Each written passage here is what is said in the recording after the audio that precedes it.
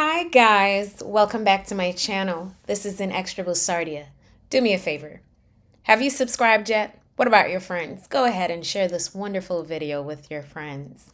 All right, so today I want to talk to you about my family's immigration story. I'm Jamaican, my family, we're Jamaicans, and with the current climate in our country around immigrants and immigration and just all these polarizing conversations around what it means to be an immigrant, what it means really to be an American, and what is Americanism, which is something I'll talk about later on in another video. I want to talk about my great-grandfather's journey to this country in 1912. Yep, you heard that right. 1912.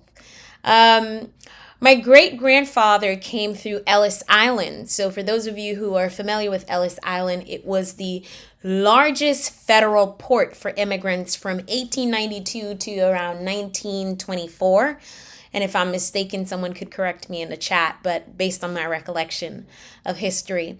And so there were a lot of immigrants from Europe, from the Caribbean, from the continent of Africa coming in through Ellis Island.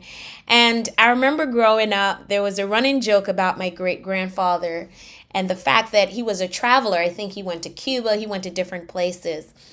My great-grandfather was my grandmother's father, my maternal grandmother's father, and his name was Henry White. Growing up, my grandmother loved her dad. She always spoke about him, but no one knew him really, at least for those who were in my age group, like in our 40s or whatnot, because they didn't have photos of him. But she always spoke well about her dad, you know. Even up until my grandma's death, my grandma had dementia, and she always remembered her dad's name. Whenever you would say Henry, she'd like, that's my dad, that's my daddy, that's my father. She knew she loved him because he raised her.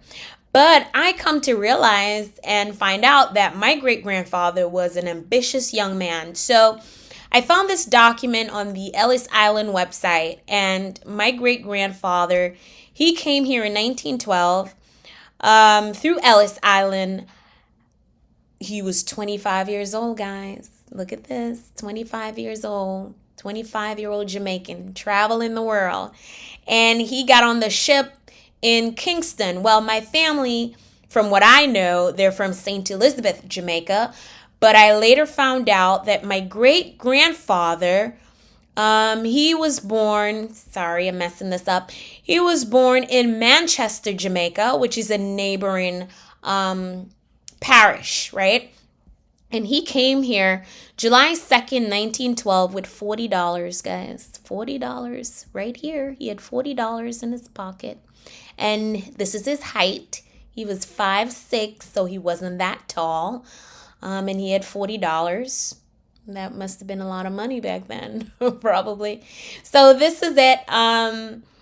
A sample of his record. His name was Henry D. White. He was Jamaican, of course. His last residence was Kingston. Back then they probably put that because that's where he was really loading and getting on the ship. And this is the name of the ship. The line number that he was in, 009. He was single. My grandma was born in 1931, so you do the math, how old he was when he had her, and he loved her. And he was 25 years old. And so this is more information I got off the website. This was his passenger's ID. The frame, I don't know what the frame means. The line number that he was in, I'm not sure if that's, his sit-in position or whatnot, but he definitely boarded in Kingston. And I share this with you to say a lot of us, we have steep history with this country, whether we were born here or we were born somewhere else. Our foreparents, they came here and they really elevated themselves. Everyone wants to come to America for the American dream. And being an American is a very intricate, important, yet complicated identity because a lot of people, you know, they always like to say you're a hyphenated American. I forgot her name. I think she's from Nigeria. She wrote this piece about what it means to be a hyphenated American.